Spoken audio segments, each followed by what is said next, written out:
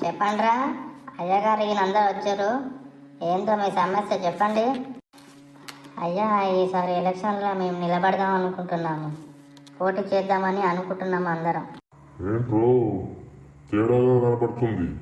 ఎన్ని రోజుల నుంచి కొత్తగా లేనిది ఇవ్వలేంట్రా? మీరు ఎలక్షన్లో పోటీ చేస్తారా? మీరు పోటీ చేస్తే మేము ఏం చేయాలరా? మీ కింద పని చేయాలా? లేదండి అయ్యా, ఈసారి మేము ఎలక్షన్లో పోటీ చేద్దామని నిర్ణయించుకున్నాం. అందుకే ఈ సమావేశం ఏర్పాటు చేశాం. ఈ రాష్ట్రంలో పాలించేది మేమిద్దరమేరా, పాలకులుగా పనికొస్తాం. ఇతరులకు అవకాశాలు రావు. ఒకవేళ మీకు ఇస్తే పాలించడం చేతే కాదు. నాయకత్వ లక్షణాలు మా నెత్తూరులో ఉంది. మీకు ఏమున్నా మీ కింద ఉన్న వాళ్ళకి అందరికీ నామినేట్ పదవులు మేము ఇచ్చిన పదవులు తీసుకొని పాలించాలి, అంతే. మీరు నిలబడితే మీకు వర్రా ఓట్లేసేది. మీ నాన్న పరంగా సగం మంది ఆ రావు గారి దగ్గరికి ప్రచారానికి పోతారు, మిగతా సగం మంది ఆ రెడ్డి గారి దగ్గరికి పోతారు. ఇక చిన్న చిత్త కొన్ని కుటుంబాలు నా దగ్గరికి వస్తారు. ఇక నీకోరా ఓట్లేసేది? అయ్యా, వాడేదో అడుగుతున్నాడు అయ్యా నిలబడతా అని, అందుకే అడగమన్నాను. తప్పైతే క్షమించండి అయ్యా. నీ కొడుకును మరి ఎలక్షన్ నిలబడితే నేనేం చేయాలరా? రైస్ స్కూల్లో బుక్లో లెక్కలు చూసుకుంటూ కూర్చోవాలన్నారా ఇంటికాడ? ఏం మాట్లాడుతున్నారా మల్లయ్య? మీ వాళ్ళకంటే మేమే ఎక్కున్నాం కదయ్యా, మాకెందుకు ఓట్లు పడాయి? మేము గెలిచి చూపిస్తాం ఈసారి. ఏంట్రా బాగా మాట్లాడుతున్నారు? ఎప్పట్లేని యూనిట్ ఇయ్యాల కొత్త వచ్చిందేంట్రా మీకు? మీరు సారా ప్యాకెట్లకు, పులిహోర ప్యాకెట్లకు, బిర్యానీ ప్యాకెట్లకు, బీర్లకు, మందులకు అమ్ముడుపోయే మీరు మా గురించి మమ్మల్ని చూస్తున్నారా? లేదండి అయ్యా, ఈసారి బిర్యానీ ప్యాకెట్లకు, సారా ప్యాకెట్లకు, మందు సీసాలకు అమ్ముడుపోతానికి ఎవరూ సిద్ధంగా లేరు. ఈసారి మేము ఎలక్షన్లో ఖచ్చితంగా నిలబడతాం.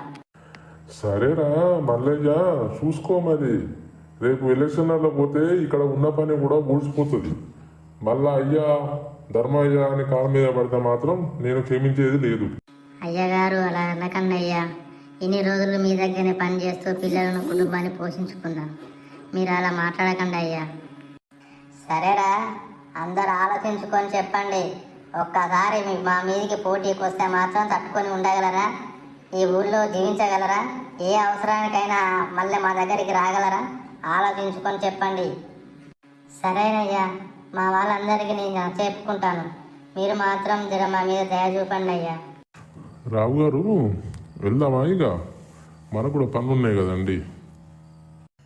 పదండి రెడ్డి గారు, మనకు కూడా బోల్డ్ పనులు ఉన్నాయి కదా, వెళ్దాం పద. పదండి రెడ్డి గారు, వీళ్ళందరి మధ్యతరగతి బతుకులు మన మీద పోటీకి వస్తారా అండి? ఆ ఆలోచన చేయకండి, పదండి, ఇచ్చిపెట్టండి వీళ్ళను. వెళ్ళండిరా, బుద్ధిగా ఎవరి పనులు వాళ్ళు చేసుకోండి. ఇలాంటి పిచ్చి పిచ్చి ఆలోచనలు చేయకండి. పెద్దలతో ఎందుకు బిడ్డ మనకు? చాలీ బతుకులు మనవి. వాళ్ళతో పోటీ పడి మనం నెగ్గగలుగుతాం ఆ బిడ్డ? ఇవన్నీ మానుకోరు, ఇవన్నీ జరగని పరిస్థితులు. ఎందుకు జరిగే నాన్న? ఇన్నేళ్ళ నుంచి వాళ్ళు పాలిస్తారు. మన బతుకులు ఏం మారాయి? కాబట్టి ఈసారి మనం ఐక్యంగా ఉండాలి. మనం ఓట్లేస్తే నెగ్గి గెలిచి మన మీదనే పెట్టాలని చలాయిస్తారు వాళ్ళు. మనలో మనకు యూనిటీ లేకుండా మన వాడిని మనం గెలిపించుకోకుంటే ఎలా?